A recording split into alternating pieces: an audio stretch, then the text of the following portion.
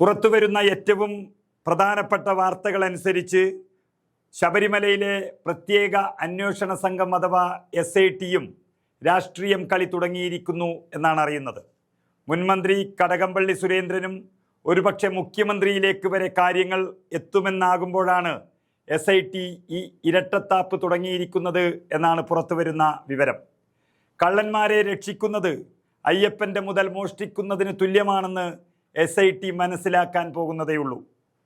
ഇനി ഉണ്ടാകാൻ പോകുന്നത് ശബരിമല സ്വർണ്ണക്കൊള്ളയിൽ മാസങ്ങൾ പിന്നിട്ടിട്ടും നിർണായക കണ്ടെത്തലുകളില്ലാതെ അന്വേഷണം ഇഴയുമ്പോൾ അറസ്റ്റിലായി റിമാൻഡിൽ കഴിയുന്ന മുഖ്യപ്രതികളുടെ ജാമ്യത്തിന് വഴിയൊരുങ്ങുകയാണ്.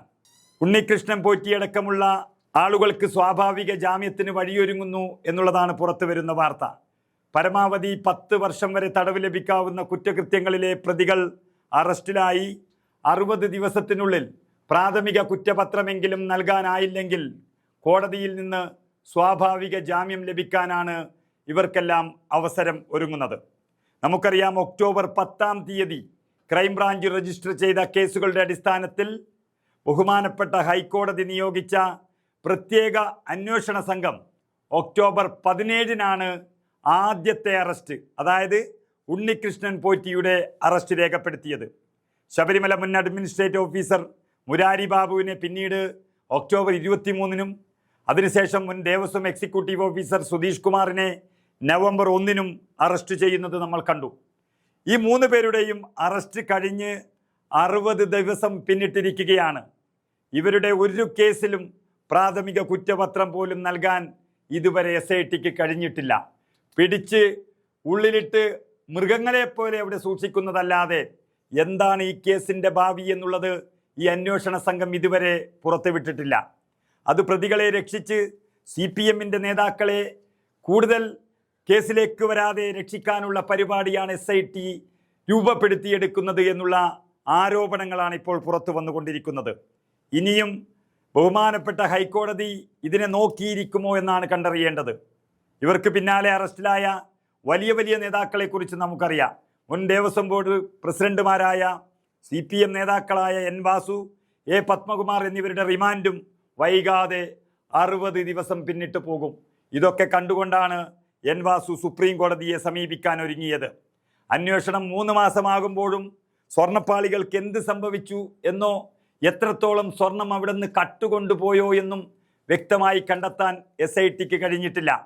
ഒരുപാട് പേരെ ഇങ്ങനെ പിടിച്ചകത്തിട്ട് അവരെ അതേ രീതിയിൽ അവിടുന്ന് പിടിച്ചിറക്കിക്കൊണ്ടുപോകുന്ന ഒരവസ്ഥ വരാനുള്ള സാഹചര്യമാണ് സംജാതമായിരിക്കുന്നത്. ദേവസ്വം വിജിലൻസ് കണ്ടെത്തിയതിനപ്പുറം ഹൈക്കോടതി തന്നെ സൂചിപ്പിച്ച വൻ തോക്കുകൾ ഉണ്ടെങ്കിൽ അവരെ പിടികൂടാൻ രാജ്യാന്തര ഇടപാടുകൾ നടന്നിട്ടുണ്ടോ എന്ന് സ്ഥിരീകരിക്കാൻ ഇതുവരെ SITക്ക് കഴിഞ്ഞിട്ടില്ല.